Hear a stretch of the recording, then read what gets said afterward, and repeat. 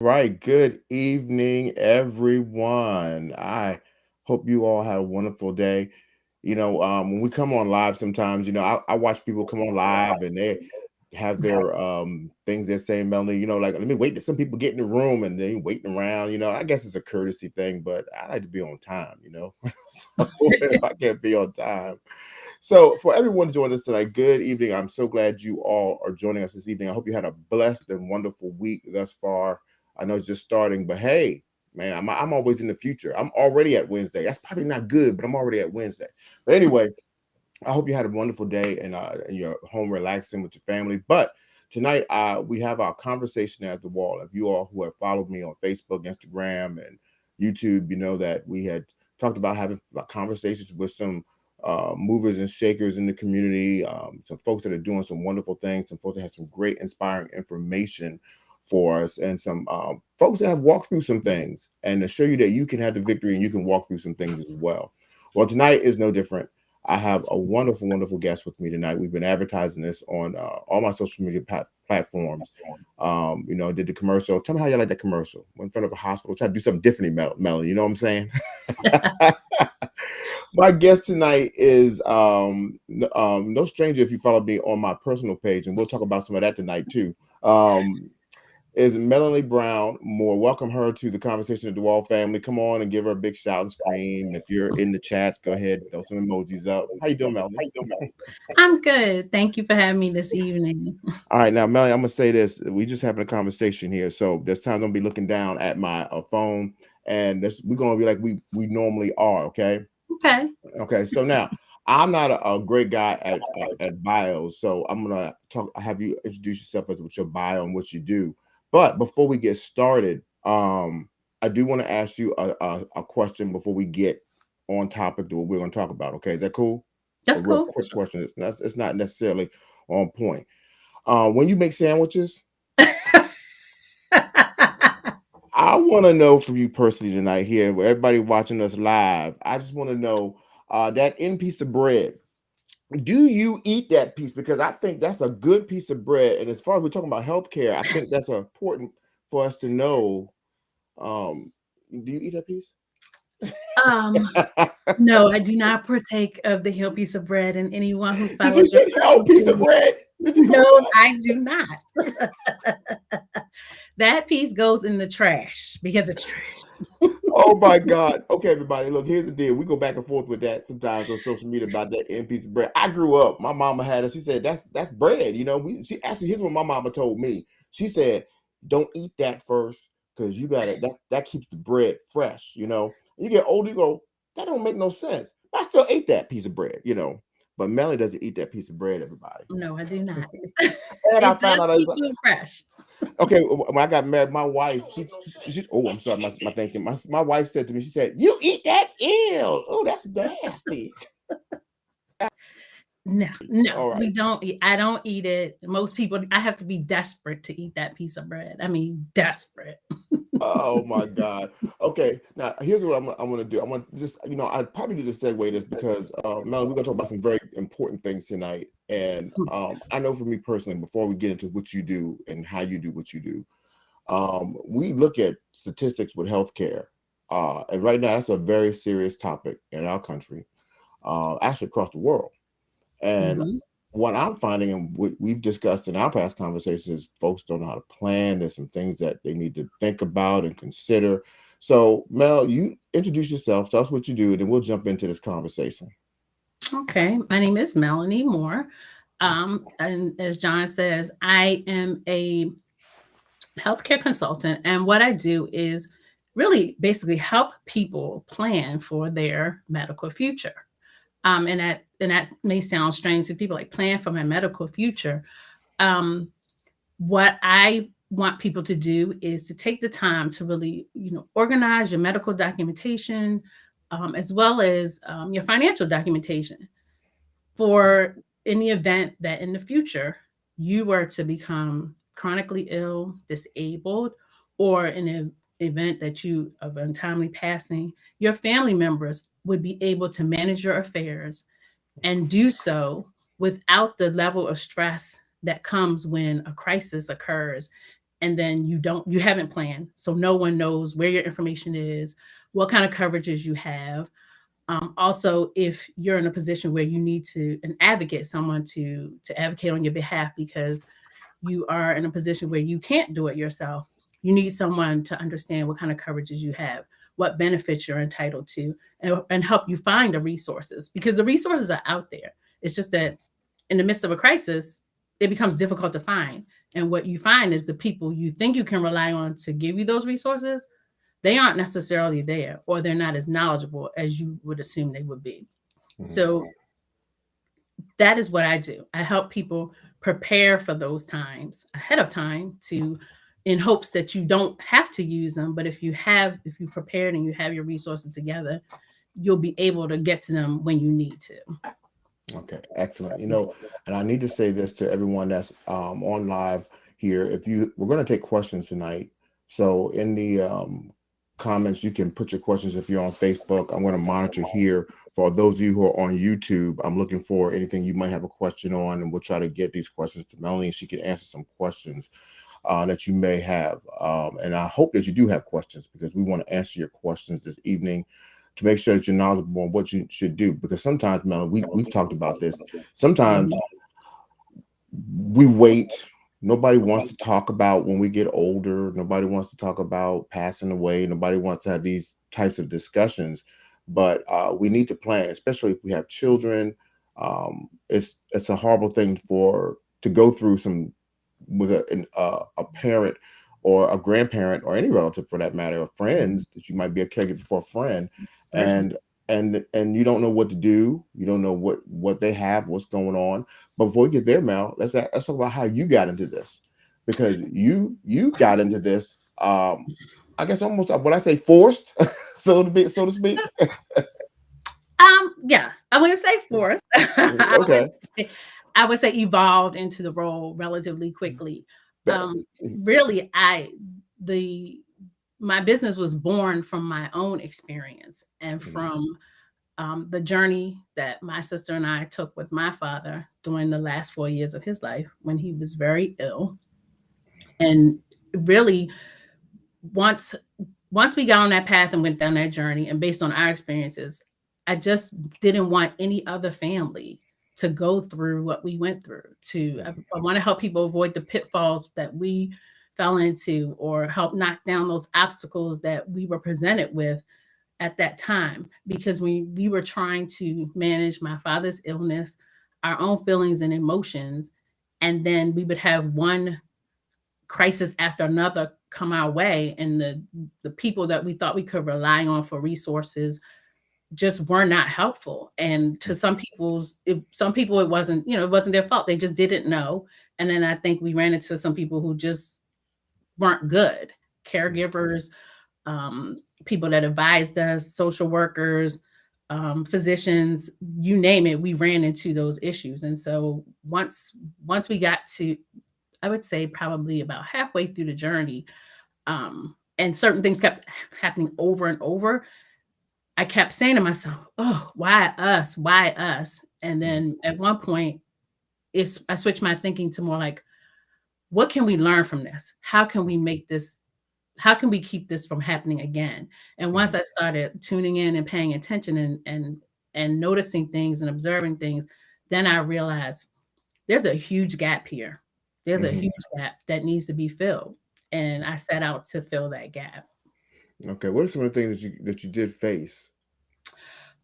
Initially, just small, well, I won't say small things, but initially it started out really, my dad, it really started probably 4 years before he passed away.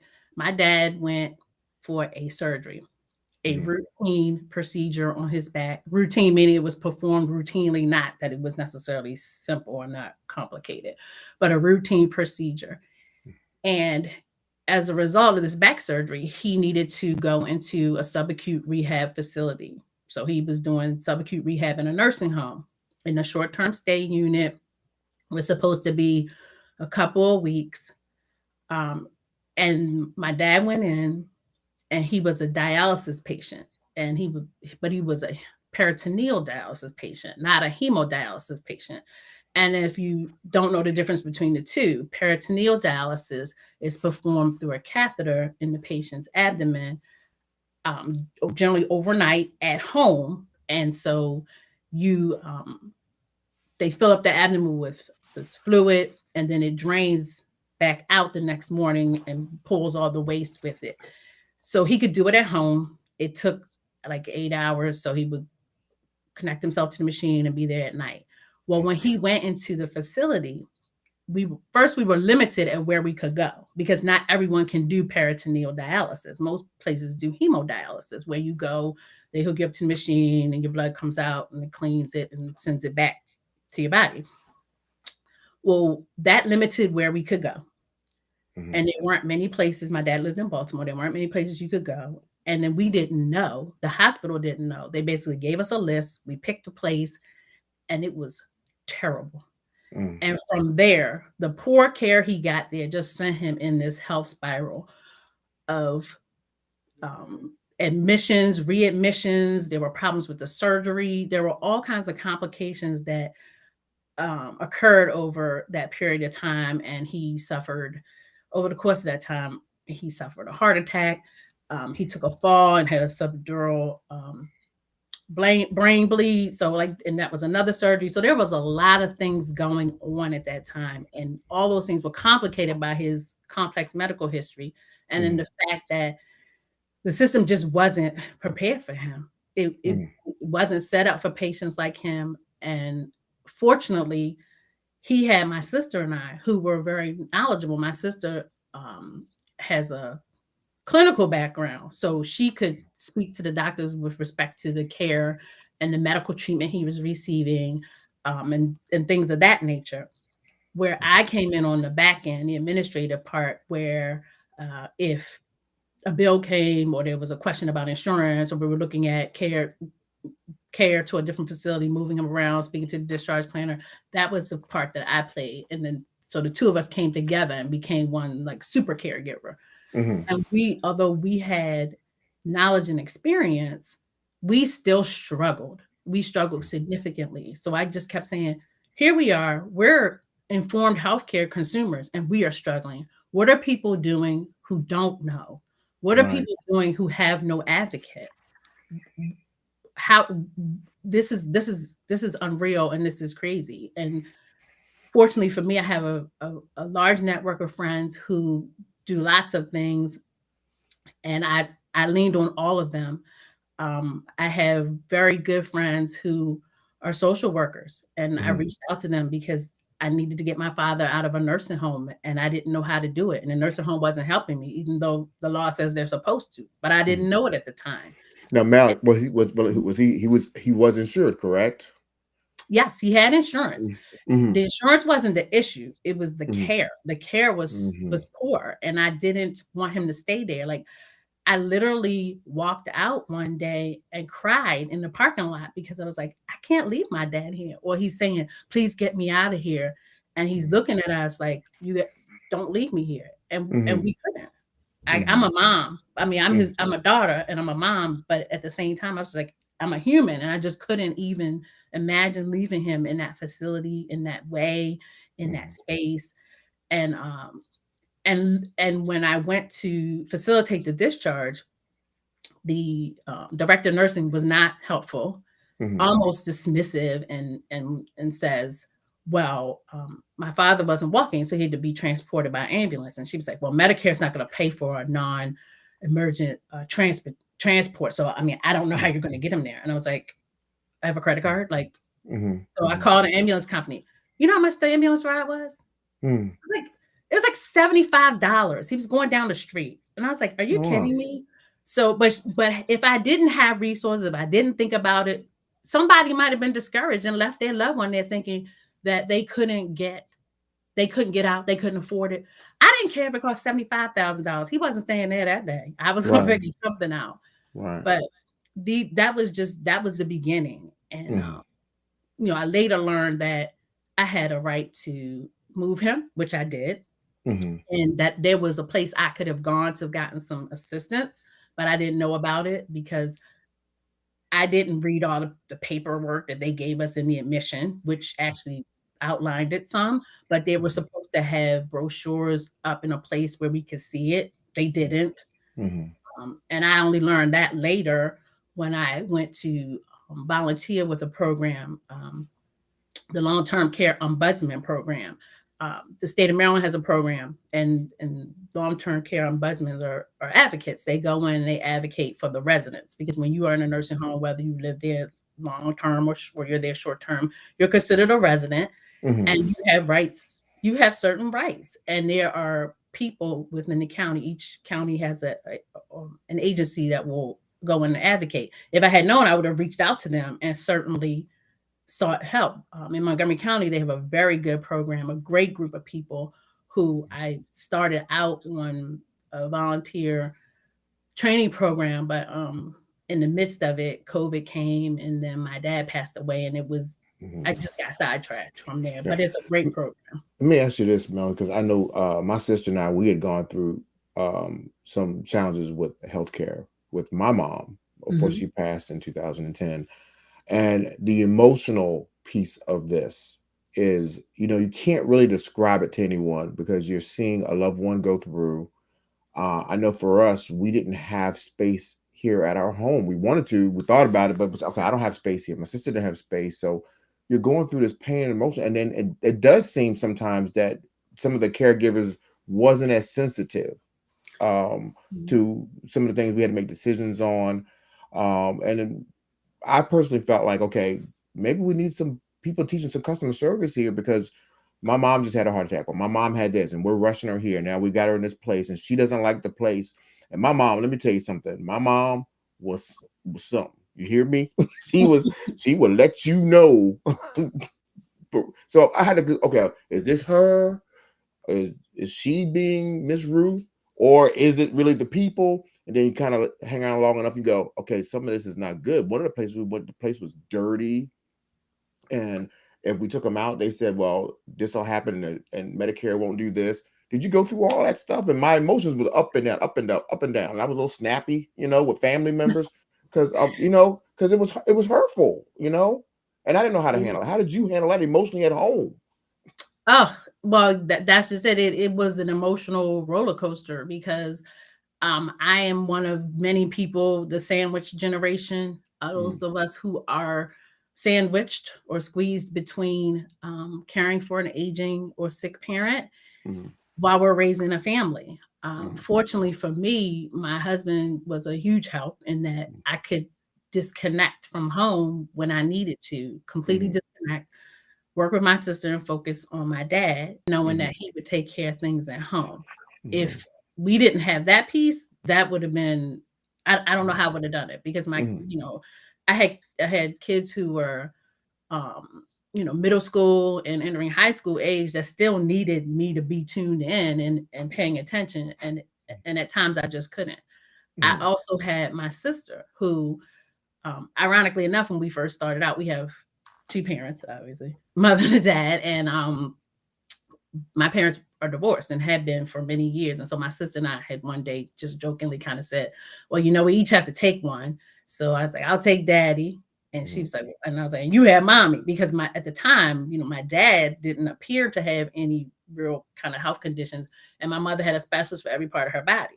But little Mhm. did we know, my mom actually Did you was the just say she had a specialist for every She did because she addresses things. She like Uh, if she had an uh, issue or she had a concern, she addressed things. She is very proactive about her okay, health. can I say something to happy birthday Mhm. to Miss Carolyn, to her birthday, Sure. and also thank her for eating that bread, because she say she eat that bread too? Yes, she does. Okay, I wanted to point that out.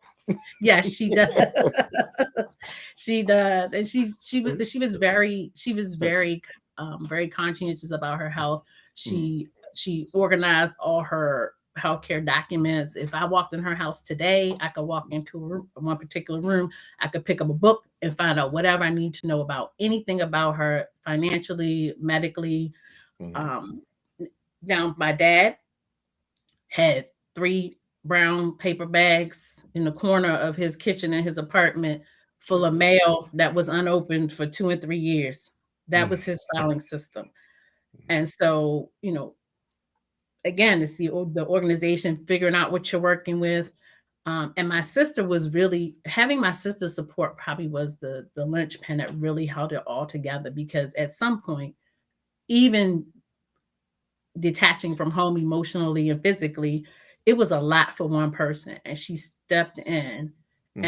and really took the reins at times. Like I kind of the analogy I use is like, we were pilot and co-pilot Mhm. on this plane and there were days when the pilot was flying, there were days the co-pilot was flying, and then there were days we had to put that thing on autopilot and hope for Mhm. the best because both of us, needed some time for ourselves. And we just stayed on autopilot until we reached some rough air, and that Mhm. would be a crisis. And then we would have to um, take over the controls again. But Mhm.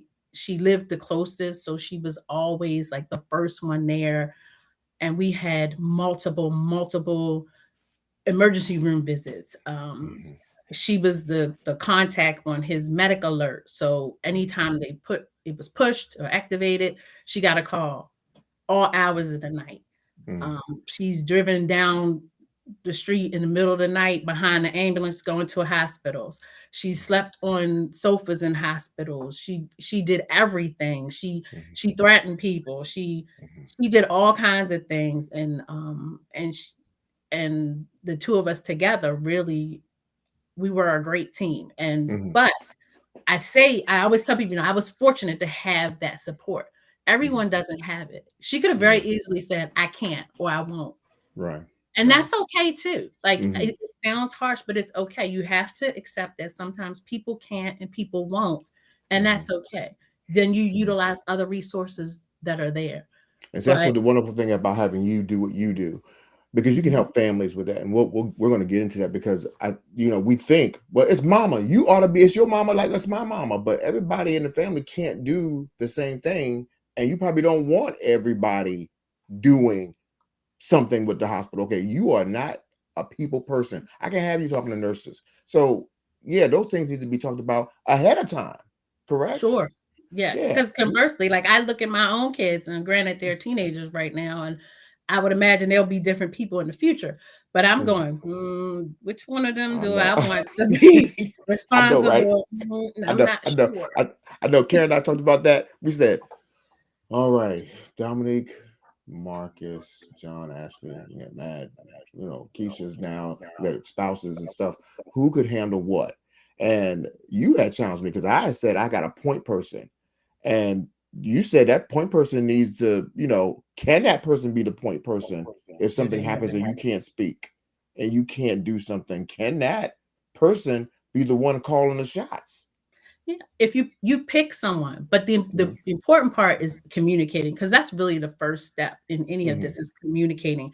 You Mhm. have to communicate to the person that you want to select Mhm. and talk to them. You need to To find out be if they're willing to do it, if they can do it, mhm. and then you need to communicate to others who that person is so that they understand that that person doesn't hasn't unilaterally stepped up and just taken control, and that they are voicing your concerns, your wants, your wishes throughout. So the communication piece is huge because you have to communicate who you delegate as well as what your wants, your wishes and choices are.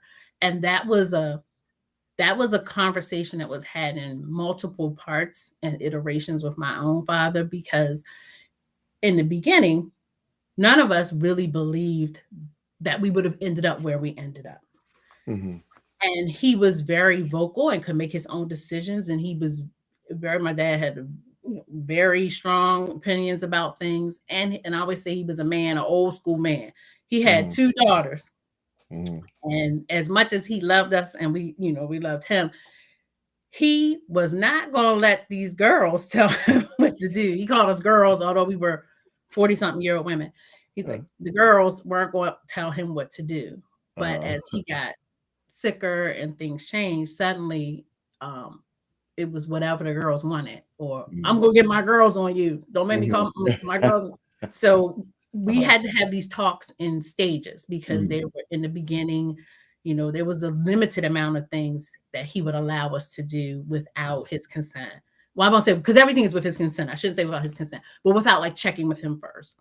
Mm. It Let me ask you was. this, Melanie. Mhm, What's right now, because we're talking about having conversations and we're talking healthcare on all levels. Like, okay, you and I just talked about something for ourselves when we get older, and parents. So right now, if somebody has a parent that's in their sound mind, all is mhm, well, what are the conversations they need to have right now with them, and what do they need to know right now mhm. regarding their parents? You really should know um, about your parents, about their medical history.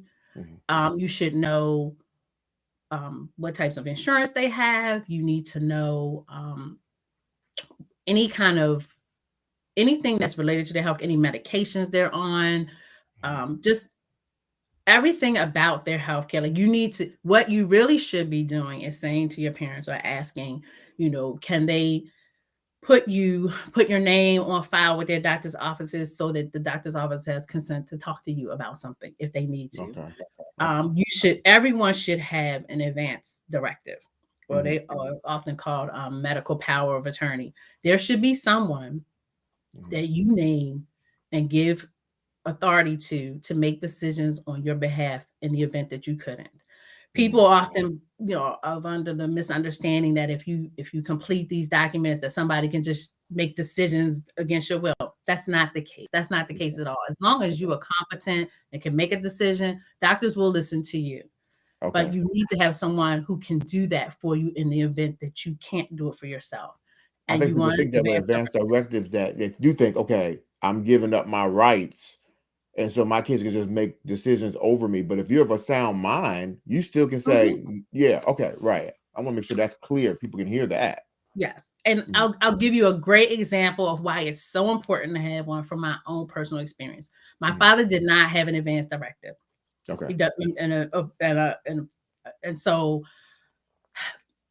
we kept putting it off. I'd say, "Daddy, let's do this," and it was one of those things too. I'm not ready. I don't want to. I can tell you what I want. And so my dad, um, I tell you, my dad took a fall Mhm, and he ended up developing a blood clot, a bleed on the brain. And he was in the hospital and they did not initially do surgery. They were doing observation. It appeared that the bleeding had stopped and that he was doing okay. Well, I want to say like 3 days later, he took a turn for the worse and we had to go in and do an emergency surgery.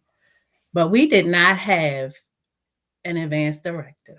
And my father could not legally give consent. I mean, they could do the surgery, but mhm, he couldn't give consent because he wasn't in his right state of mind to give consent. So my sister and I consented for the surgery on his behalf, but because we did not have that advance directive, they had to then like declare him like incompetent. The doctors had to say, mhm, well, he can't make this decision, so we're going to go to the next of kin, the daughters. So what could have been just a quick check the box, sign, you can go to surgery. We had to go through a little bit more. mhm, And then there was one doctor on the team who everyone else signed off electronically because this is, it was 2020 back then, or it mhm, was 2019 then. mhm, So everyone uses electronic signature. This one doctor wanted it on paper. So they had to print the forms out and then we had to sign. So then someone had to witness. So my sister consented. I was the witness. The doctor was telling us she said, don't get me wrong, we would have done it. We would have done the mhm, procedure, but we like to have consent on file from the family because if something happens or later on, I get it. We're a litigious mhm, society, you want to be covered. mhm, And we knew my father couldn't make that decision, but we certainly could make it for him because that was the right decision to make. And so we were able to do all of that, but it just would have been, like I said, faster, easier, cleaner, mhm, it had we had that in place. And it's a very easy form. In Maryland, you can find it online. The Maryland Attorney General's office has a form that they already, it's a PDF, you can download it, fill it out, have mhm. it and you have it witnessed, and you're good. You keep a Okay. copy, you share a copy with your doctor, with your family, you keep a copy on file. Some states have registries where you can, I believe Maryland too now, you can register it. So you you just don't know. Like a circumstance like that, again, that was just one more thing that added to it. Fortunately, we were around and we were, and then too, my sister and I were on the same page because Mm, the advanced directive names that person. So that gives that person that power. So let's say for whatever reason, one of us didn't want him had the surgery. We're in there arguing and causing a commotion and one's threatening, someone could threaten to sue and say, well, I don't want you to do this. So it just makes those circumstances that are already difficult a little easier, and mhm, it helps take some of that stress off. Not all of it certainly, but mhm, some of it. mhm. Now, let me ask you this: advanced directives, as far as that's for medical, but as far as like anything financial, banks, and those type of things, what if my parent, like my mom, we were able to do. My sister handled some of her finances and banking and different things with Mhm. insurance companies, so she was the point on that. Should everybody in the family know how to do that? Or is that something that should just be left to one person? Or should it be a team if they got more than one person? Or if you don't have any parents, who do you turn that kind of stuff over to? That's a good question. And Mhm, you can also have financial power of attorneys. There's mhm, and there's and there and I recommend and suggest people get those. I also recommend that you consult with an attorney, mhm, someone who is versed in those matters to ensure that you are creating a document that is legal and one that protects your interests as well. You want mhm. to make sure if you want to designate and limit the amount of power you give to someone, you can do that with those documents. But you Okay. need to make sure that they're correctly completed so that you ensure that you are giving the permission and level of permission that you want to an individual. Right. Because I've heard You horror stories of, bad kids spending all their parents' money while their parents were going through illnesses and they were in healthcare situations. And as a parent, I guess you got to know your own children, but you can limit this is how much you can cap how much they can go get out the bank and spend those things. You can be very specific in those areas. you can be specific about the level of power you give someone. And Okay. also, I always recommend too that, well, first of all, think about it. Power of attorney, you're gonna pick somebody you trust. Right. So you Hmm. need to be mindful of the choice that you make. If you think someone is not going to have your best interest Hmm. in the forefront, or you don't trust them, then why would you give them that authority? That's Right. that's crazy. And Hmm. you pick whomever you want. It doesn't have to be your it doesn't have to be a family member. It can be a close friend, someone that you trust. Hmm. The trust factor is really what is important. It should be someone that you trust. Hmm. As far as like your banks and things, my again, and I didn't practice what I preach, which is why I preach it even harder now because I know I made all the wrong moves, I should say, or and didn't push where I should have. And so we did not have a power of attorney. But what I did was able to do at some point was to convince my father to put me on his bank account, Okay. which made me a co-owner. And you don't have to do that. That again, that is certainly something that you can choose to do. No one has to do that.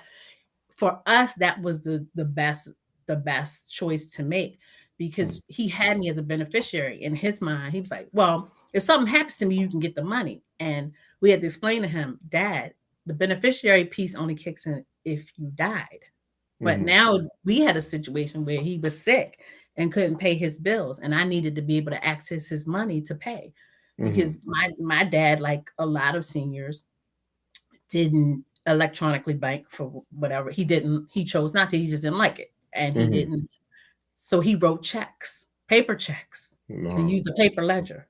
Mm. Well, there had been a time he had gotten sick, and he had an incident where he couldn't write. So he couldn't sign anything. He couldn't write out any checks. So Mhm. we could write them and then had to like get him to sign it as the best way he could. But and then he had his debit card and he told us the PIN number. But what I had to explain to him was, Dad, you can only get your bank only allows you to take out 500 in cash a day. Mm. Your Mhm. rent is more than $500. It Right. would take me a certain amount of days to go to the bank to get it. And Mhm. then I'm dealing with all this cash. I was like, that's just not, it just isn't working. So Mhm. he finally relented and let me get on the bank account. Mhm. And so then because I have an account at the same bank, I have online banking. Once I got on his account, I could see everything and I could come. What used to literally be, he would call my sister over, have her come over and sit with him, and he would write paper checks and have her work the ledger for him. And what was like a 30-minute, drawn out, sometimes semi torturous process became 4 clicks on the computer whenever I needed to pay the bills. And I Mhm. could see the money. I liked having the access because I could see too what he was spending. I wasn't trying to control what he was spending, but if I saw large expenditures, it kind of would clue me into like, well, maybe it's something going on here that I need to be paying closer attention to.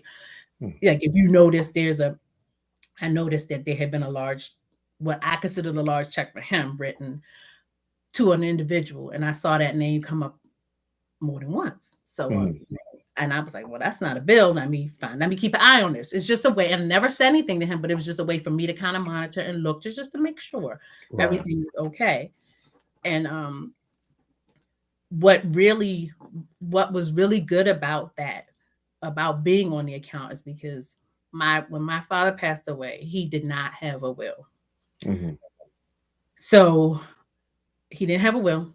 So me being on a bank account with him, fortunately, legally that money became mine once he passed. So then I had access to it to take care of things, Okay. to pay for things, to do things once he passed. Before he passed, obviously, and once he passed. But the bank didn't shut that bank account down because I was on it. If it had just been him, they would have closed it down Mhm. because they would have eventually gotten notification that he had died, and they would Mhm. have closed that bank account or frozen it until I could come in with some proof to show that I was rightfully entitled to that money. But as long as my name was on it, I could still freely utilize the funds. My father died during COVID, during the lockdown. Mhm. So you couldn't go in anywhere and get anything. Like, Mhm. and as anyone knows, when you've had a funeral, like, you have to pay, right? And Right. so we had insurance, but we were not going to, my father had a life insurance policy. We were not going to give that funeral home. We weren't going to sign those benefits and give them any percentage of that money. What Mhm. we did do was go to the bank where he had money and use that money to pay for the funeral because we still had access to it Mhm. because I was on it. So we could do those kind we could do we were able to transact business and take care of things that would have been a nightmare had I not had access.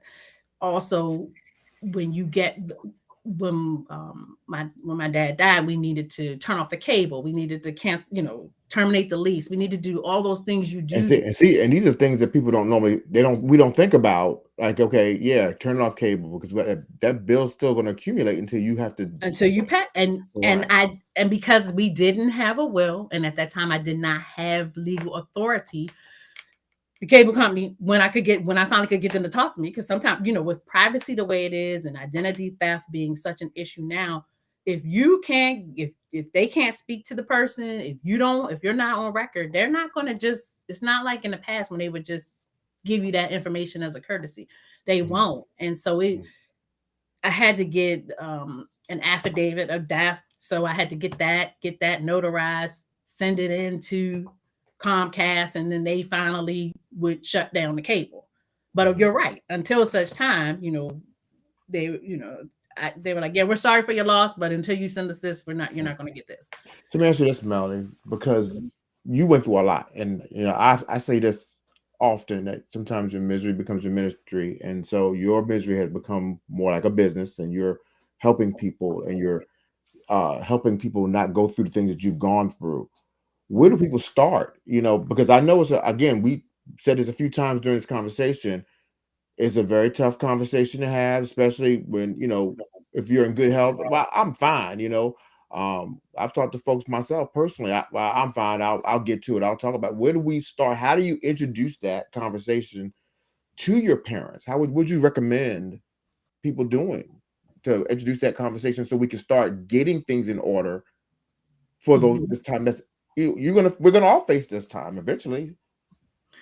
Well, there are two types of parents, and I had both. I had both of them. My mom is the one that's proactive. Mhm. She proactively started that conversation with us, and we were open. And because it's got to be a two-way street. Because people are like, well, I don't want to hear about that. I don't want to talk about that. And people always think it's something as simple as life insurance. It's not. It's more than that. So if Mhm. your parents are reaching out, certainly engage them in a conversation. Mhm. Um, if they're a little more reluctant, I had to, and my sister and I, we both had to approach my father very differently and say, Dad, we, I, there's a lot, you have a lot of things you need to take care of. I was like, you've been in here. You don't want us to, you don't want a bill to not get paid because we don't know, we missed something, or is there certain things that you need us to keep up on? Like my dad was really, he had a car. He had Mhm. bought in 2017, he bought a brand new car, bought himself a brand new, fully loaded, nice Jeep Cherokee, and not Cherokee, yeah, whatever. But he got a really nice, expensive car, and so I was like, there's insurance, there's the car payment, there's a lot of things, everything else that goes along with that, bills and things, and so he would be worried about these bills getting paid when he would be away. He would say, "Oh, my car payment is due. You got to make sure you get this done." Because again, he didn't do automatic debit, none of those things. Mhm. So I approached it like, well, Dad, you don't want, and his credit was very important to him. So I was like, you Mhm. don't want to miss a payment. You don't want to miss, what can we do to make sure if something ever happens, this doesn't miss getting paid, that we're able to manage the things that we need to manage. Mhm. And frankly, I think too, at some point, as your parents get older, your loved ones get older, they get tired. They don't want to do it. And they kind Right. of welcome you coming in. But it's being able to balance saying, I want to help you, not take away your independence. Because that was the tightrope we were always walking. Because Mhm. my dad would think, well, you're trying to take this from me. We're like, no, we're not trying to take this from you. We're just trying to make it easier for you to manage. Mhm. And the sicker he got, the more he relinquished and the more we were able to take control. And then when he saw how smoothly it ran Mhm. and he didn't have the headaches, then he loved it. So So let me ask you, how can you come in and help with this? Because you came and talked to Karen and and actually we did start that process. We got it all. I found out, man, we got a lot done. Here's what I found out. I haven't done my part. oh, okay, I see, know, and see, for my kids, it's because you got kids. That I want to flip a little bit because you got kids here, and we're getting older, and so you came and you sat with us, you helped us, and so where's the starting point, especially for me with my children? I got how do you come in and do it? You make it happen for us. well, like like the way we sat down and we talk about, I give you your homework and we talk about how I want you to just start out just making a list. Remember, but you remember the first? Do you remember the questions I asked you, Yes, yeah. Sharon? Tell our audience here some of those things that you go through. I asked you, did you know each other's primary care physicians? And Right. she knew your doctor's name, but I don't think you knew her. Right. And she changed on me. Yeah. Yeah. But Yeah. it's something as basic as that. Mhm. I'm like, And the thing was, do the kids know? yeah, Because my do they kids know? don't know. Right. Right. But if you have a list somewhere, they'll know. They'll be able to find out. And Mhm. for me, like even with my own husband, he went to the emergency room one time, and they asked him, was he on? He had cut his finger on a hedge clipper. So they need to give him a tetanus shot. And because they were worried about infection, they were like, we want to give you antibiotic prophylactically just in case to fight off the chance of you getting an infection. They were like, are you on any antibiotics? And he said, well, yeah, I actually am on an antibiotic, but I can't remember the name. So the nurse comes out and she says to me, your husband says he's on an antibiotic. Can you tell us what it is? I looked up from my magazine. I was like, he's on an anti-inflammatory for plantar fasciitis. Please give So him an antibiotic. okay. So see that's things, even medications I might have, I try to tell my wife what I am taking. So if Mhm. something happens, and sometimes spouses don't communicate everything. And I had to actually, when we first engaged this conversation, I was talking to my son John, and he said, "Yeah, Dad. we don't know anything. And he said, nothing. We don't know where nothing is, what to look for, what to do. And Melanie, like you said, there's pin numbers, passwords. Exactly. All of Oh, that. oh my goodness. And I sat and I thought about bank accounts, that Hmm. business, a couple of Your business. businesses, Yep. nonprofits. Who's going to do this? And if you don't have a will, or if you can't speak, okay, I'm alive, but I can't speak. We need stuff to help. We need help. So we need You to talk about this. So NBM does. What do you guys help with, and how do you do it, and how do you make it easy? Because everybody's flying all over the place, and how do you get us together? well, first of all, it starts really with me talking with you. If you Hmm. come, the way I sat down with you and Karen, and we talk about um, what you need to get this stuff organized. So we just Hmm. start. We start with the basics. We get everything you have out on Hmm. paper somewhere. Hmm.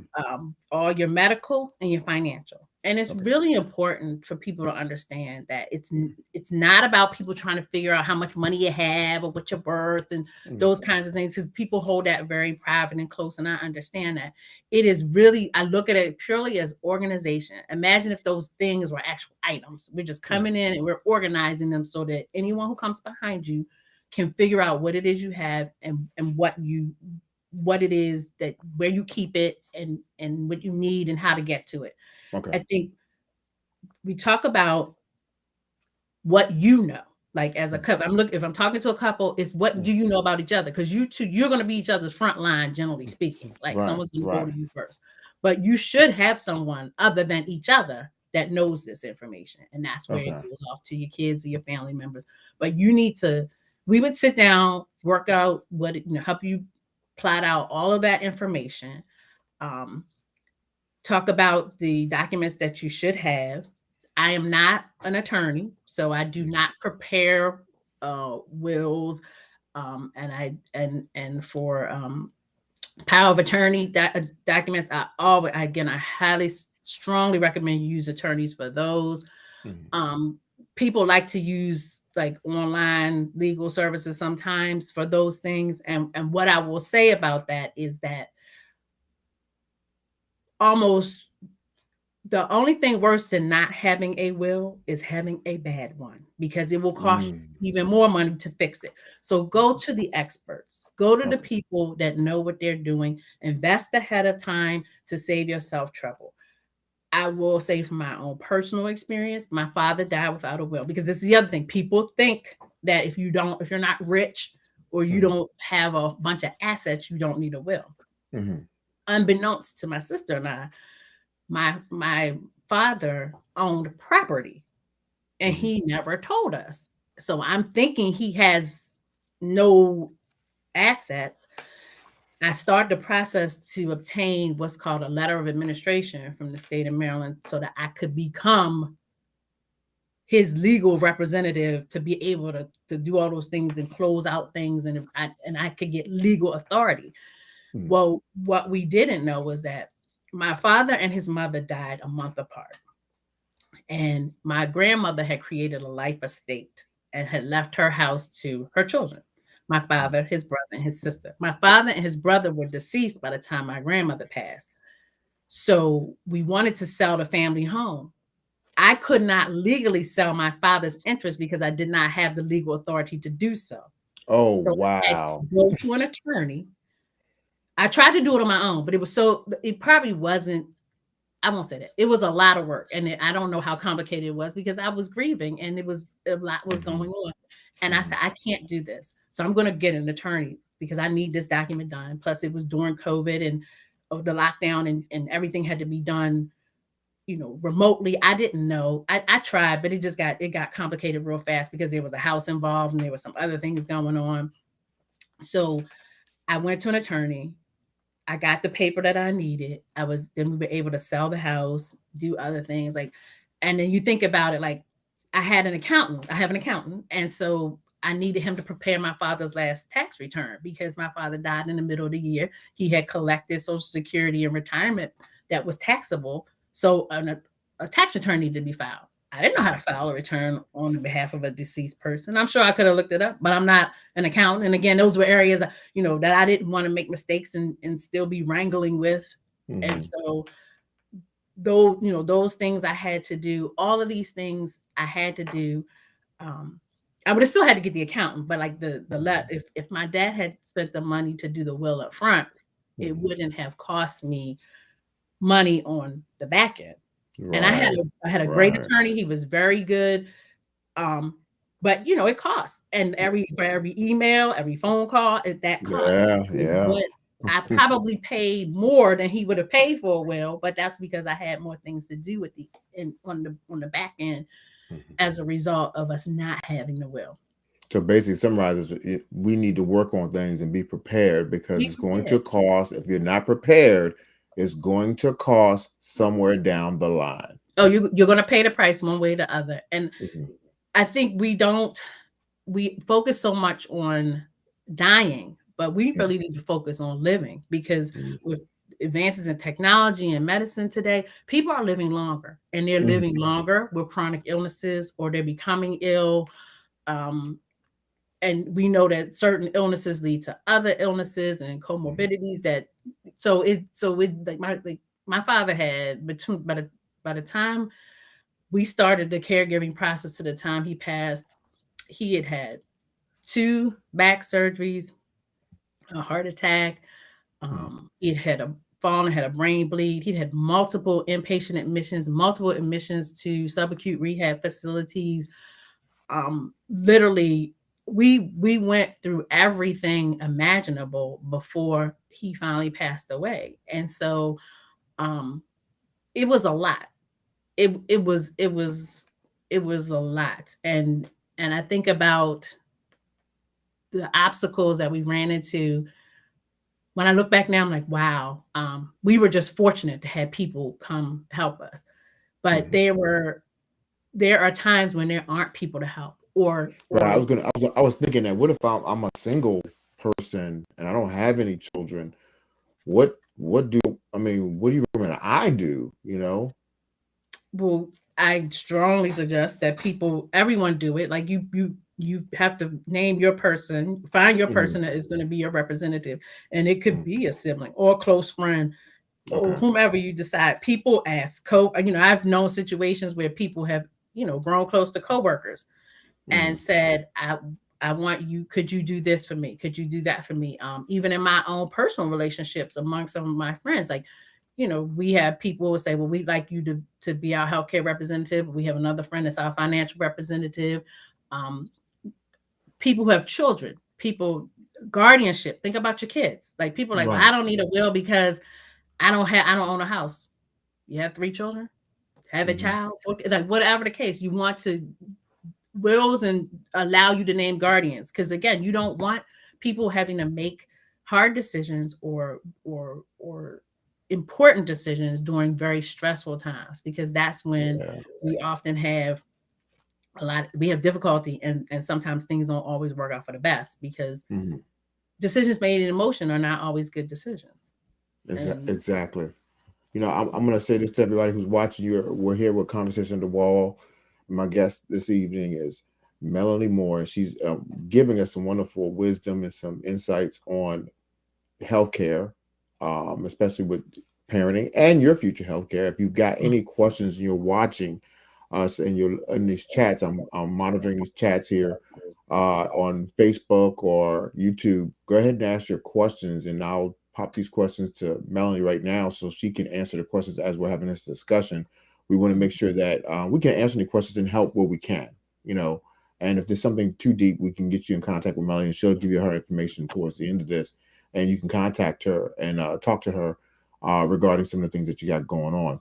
Melanie, let me ask you this because, like you said, you're not a person that can set up wills, but Mhm. say someone doesn't have money to do a will at the current time, and they are concerned. Okay, I need to say something. What could they do temporarily? Because a will spell everything out legally. What is something that you can do? Write it on a napkin, an envelope. What do what can we do?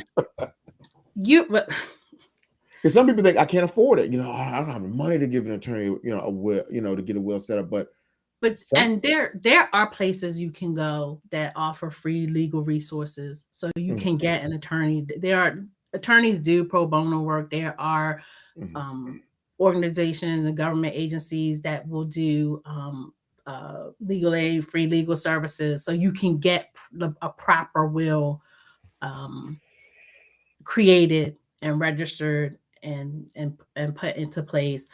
Um, the really the first step though is really talking about and making your wishes known, because even with wills, and you have wills, they're always depending on the circumstances, and there's always people that believe that they're entitled to something else, or they thought something else was they were going to get something they don't get. It's all about communication too, because even with your documents in place, you still need to communicate, because um, you need to know where the will is. You need to know who it had. That's part of the list of things that you probably want to let family members or someone know. Who are your professional service people? Like, mhm, I know my mother, like I know my mom has a will. mhm, I know who her attorney is. I know how to contact him. I know where she keeps her copy. I know where she banks, like those kinds of things.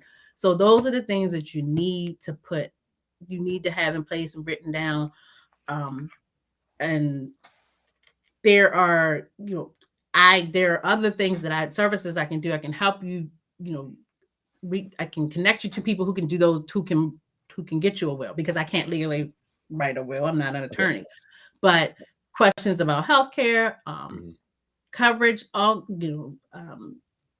connect I can connect you to life insurance agents, just any of those services that you think you might need mhm, related to your your healthcare, mhm. or your planning your financial future.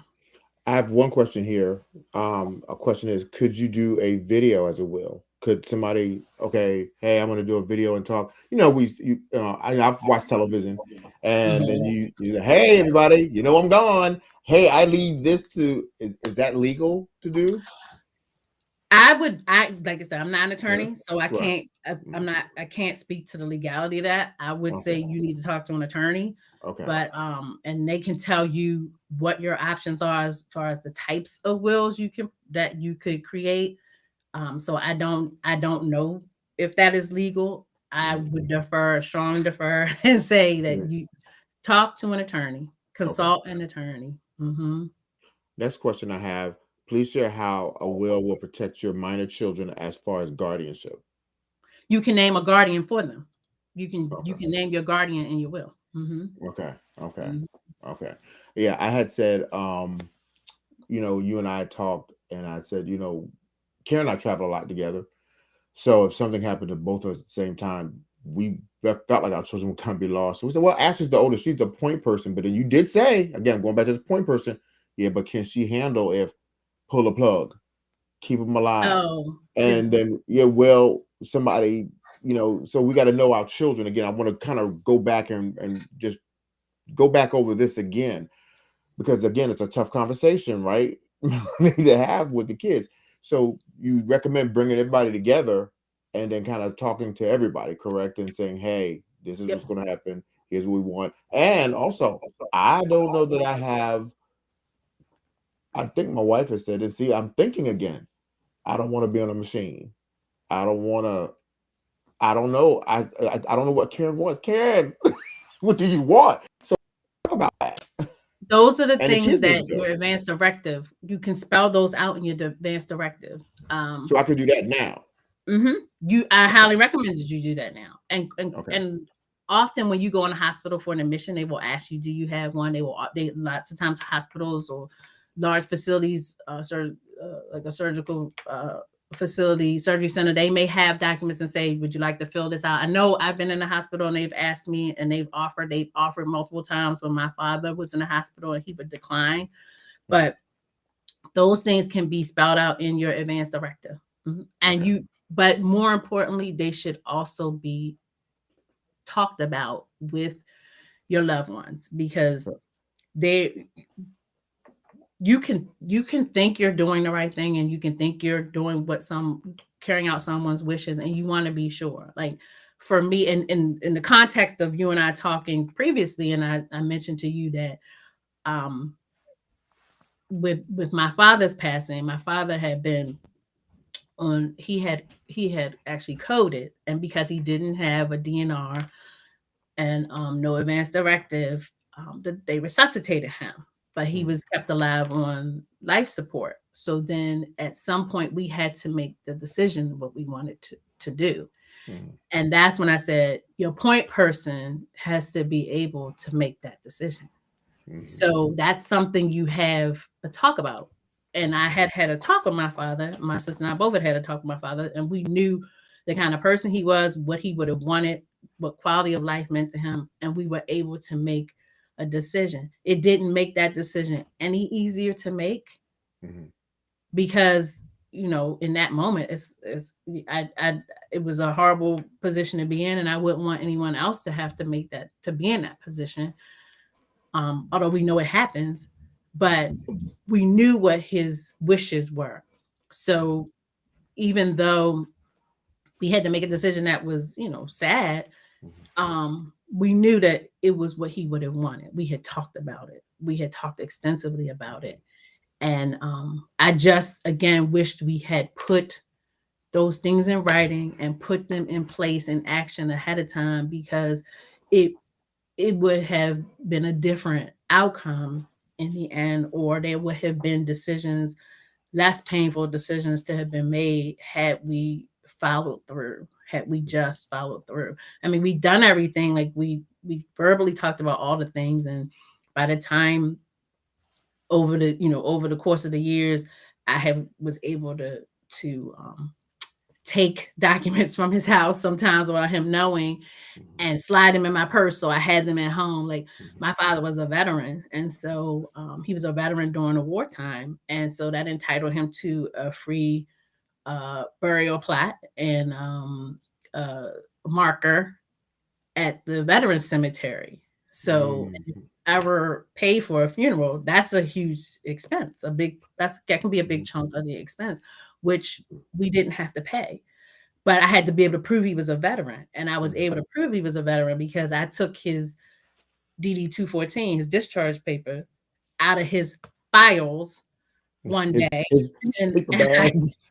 out of those bags, and it literally was in the envelope that it came in the day he was discharged from the Army back in 1970. I mean, from the Air Force back in 1970. Like, it was all dry rot, and my dad Right. kept saying, "It's important, don't lose it." And so I took it home and Mhm. I kept it.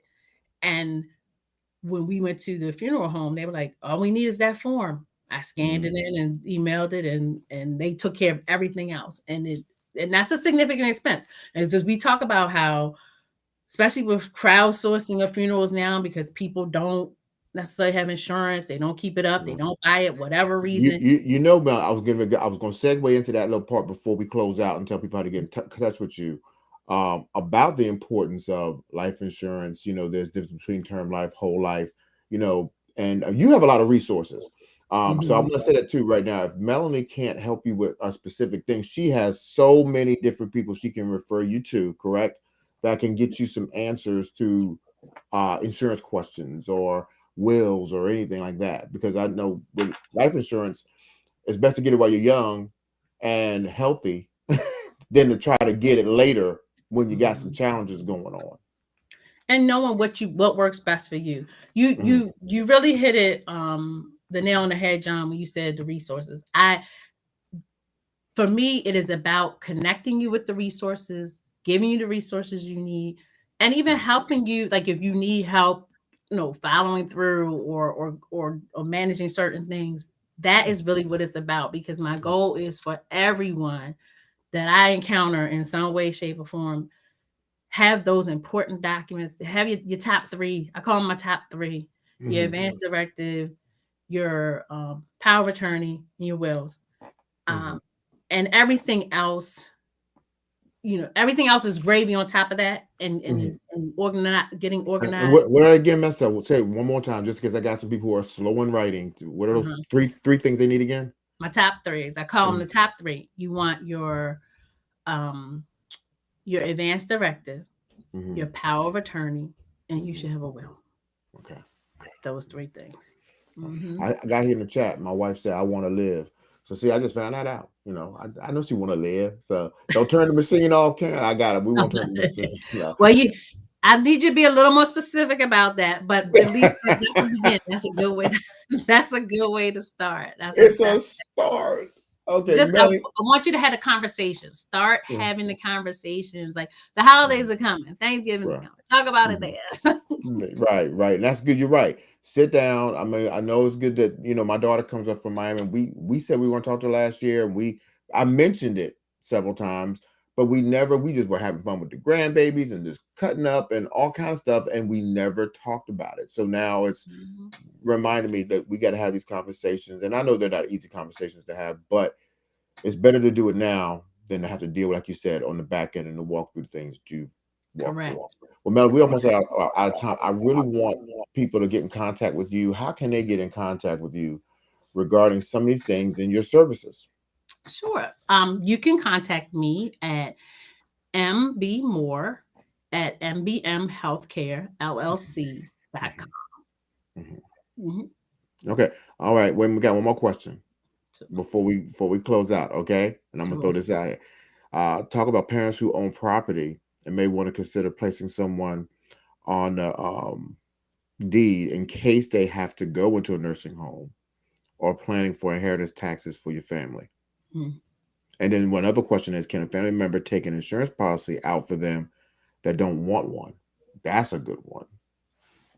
That doesn't want. Mm-mm. Yeah, yeah. Because Well, I have a friend. Because okay, my dad don't want to get. He ain't gonna. Can you take a life insurance policy out on somebody that, you know? you yes, you can insure someone Mhm, that you have an insurable interest in someone. You can take a life insurance policy on them. Like, and you see that happen. mhm, Sometimes people's parents don't have life insurance, right? mhm, But mhm. someone will take out you'll take out a policy on your parent because you're like, eventually you're going to have some expenses, some funeral expenses, you want to cover them. Okay, Now, okay. that you So that can't can be done. necessarily you have to have there has to be some relationship, some insurable interest there. You cannot take a policy out on your neighbor just because you want to. You Right, can't do right. that. Yeah. Um, Often, you see that quite often. Okay. And I suggest that to people, like if you think your parents don't have enough or they don't have some, look into getting some insurance for a policy on them, Okay. because you know that time is going to come and you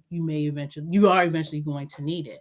What was the other question, real quick? It was The- about About property, right? yeah, a parent who owns property and may want to consider placing someone on the deed in case they go to a nursing home, because I do know that Mhm. if someone goes to a nursing home, and I know state of Maryland, I'm sure it's everywhere else, you have to sell that home before you can do something like that. Or can you clarify that? You, as far as the property goes, that situation, that you should, if you're going to do that, you need to really consult. Again, I would say an estate planning or Mhm. family attorney, Yeah, because I know someone I have who family members that had, I think that's happened to, where Medicare, they're going to go to Medicare and Medicaid and taking care it's of things, bad. but they. It's with the Yeah. Medicaid. It's Uh-huh. it's because there are income requirements, and Mm. they allow you to have a certain threshold, asset threshold, and or if in some states, what happens is that Medicaid, let's say the person gets Medicaid and they provide coverage for these services, and after the person dies, they found out they had some property that person had, they can reach back and ask the family to pay back. And then what happens is people lost Oh. property or had to sell property. You have to be very careful though, because Mm. there's a window, a look back window. So you cannot just decide, like you can't say, well, we need to put my dad in a nursing home, so we're gonna sell his house tomorrow. That's not how that works. So Okay. so Okay. you have to really you would have to talk to someone. Um, Mm. and then if you're selling property and things like that, you want to make sure you consult with um I would say estate planning attorneys, or family law, someone that can someone that, and there are attorneys too also Mm. that also are very well versed in Medicaid, the Mhm. laws around Medicaid, and that's Okay. even better because they can tell you the rules and regulations and timelines so that you do things compliantly, because you could Mhm. still do all of that, not do it correctly, be out of property and still not be able to um Ooh. get the coverage for the nursing home. So you have to be very careful to make sure you're doing things compliantly. And Mm, that's those are kinds of discussions that we can have, mm. um, that I can have with someone initially, and then we can talk about what might be the next best step for you to do, for you to take, and how to get there. Okay. Ladies and gentlemen, give a round of applause and hearts or whatever you got to give to my sister in love. That's right. I'm related to her. I didn't tell y'all in the beginning. Yes. Miss Melanie Brown-Moore. Melanie, I thank you so much for being with us today and giving us this information. And just one more time for those who might have missed it, how can they get in touch with you? I can be reached at MB Moore, MB Moore at mbmhealthcarellc.com. Okay. Okay, guys, you got it. And what I'll do is I'll go back and I'll put some things in the chat and we'll tag Melanie in this. And if you got any questions or anything that you have, because things come up and there might be something that you might think of after this conversation that you want to ask. Melanie, thank you so much for being with us this Thank you for evening. I having me. appreciate it. Listen, family, go by our website, iloveIgiveIserve.com, and you can follow me on John Inspires 24/7. Yes, and weekly, we have our Bible study. That's right. We have our lunchtime Bible studies every Thursday, currently at 12 noon. And my man DJ Soul, Dwayne Harris, is doing our pre-mixes, man, for that. So yes, I like praise and worship, but then I like to, sometimes in the day you just need something to pump your blood, get your blood just stirring and all that kind of stuff. Our YouTube page, go ahead, John Stevenson Online, and follow us on Facebook. So we so appreciate you guys and your support for John Stevenson Ministries. We so appreciate what you guys are doing, helping us what we do in the community and in ministry. Remember, all things are possible if you can just believe. We love you all so very much. Go ahead and share this out. Share this. Share. Hit share. Share. Share. Share. Share. Make sure this information gets out so other people can be enlightened and inspired. Okay. We love you guys so very much. Have a good night.